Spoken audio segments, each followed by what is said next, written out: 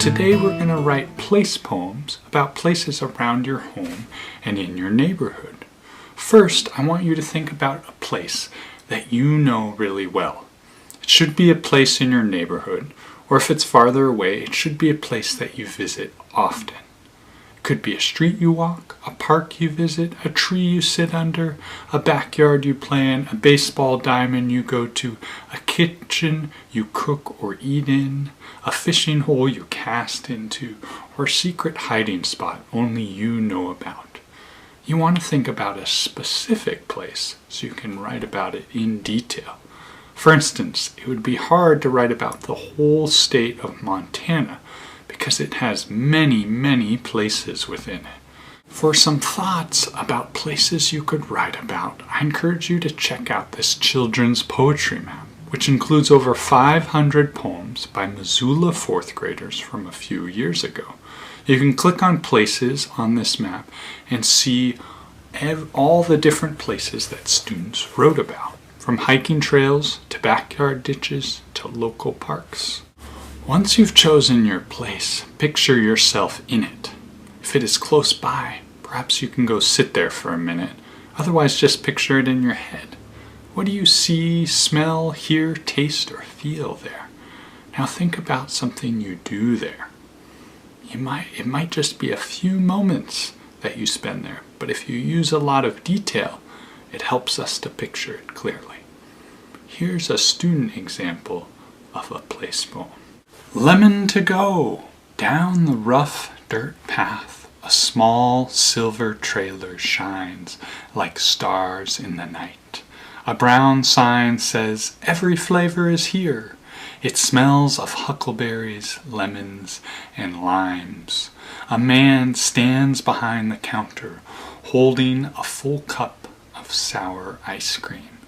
It is sweet and cold on your lips and drips down your chin.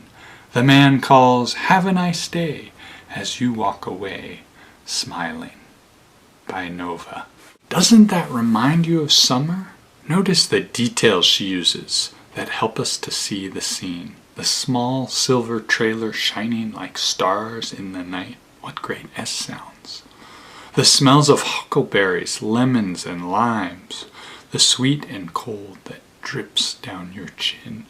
These all help not just to describe the scene, but to show what happens there too. Here's another student example of a short place poem that has a lot of action to it. McCormick Park. Bang! The bat cracks, cleats crunch, bases are covered by flying dirt. He slides through home, the team shouts in happiness. A blue and gold trophy awaits. Dad has won the game. Can't you see him flying around the bases? I like how the poem starts with a sound effect to throw us into the scene. Then we see the details of him running around the bases, the cleats crunching, the bases covered by flying dirt. Finally, here's a student place poem that goes into the details of a place as it changes through the season. I like to call it the aquarium, where minnows play in a rusty tub in a nook of Rattlesnake Creek. In the water's surface, my face is glassy and clear. An old metal tube belches water on my sunburned toes. No one finds me here, where I hide in leafy crevices. Summer is over. I leave here. I don't come back, but I will, soon. Autumn leaves drift into the crashing rapids of the main creek. I lift maple leaves off the tub's surface. Minnows still play there. They seem grateful they can see more light. I hear my name calling out. In winter, branches of big oak trees create a canopy over my spot. I look different in my hat and snow pants. The tub is frozen and there is icy water underneath. The river still crashes angrily. No more flip-flops on my sunburned toes. I have clunky boots where snowflakes rest in silence. Icicles hang in the oak trees like stalagmites in a dark cavern. I am cold, but I want to stay. Cold hands slip into pockets, Hat is pulled over my head. My name echoes into the woods. Time to head home.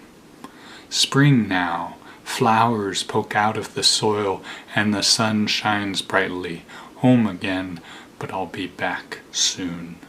By Dominica. So you can also think about how your place changes through the seasons. Is it a hillside you sled down in the winter and run down in the summer? How does your backyard or street look, smell, and feel different in different seasons? Now it's your turn to write a place poem. Pick your place, a specific place, and describe it like you were there. Tell me what you do there.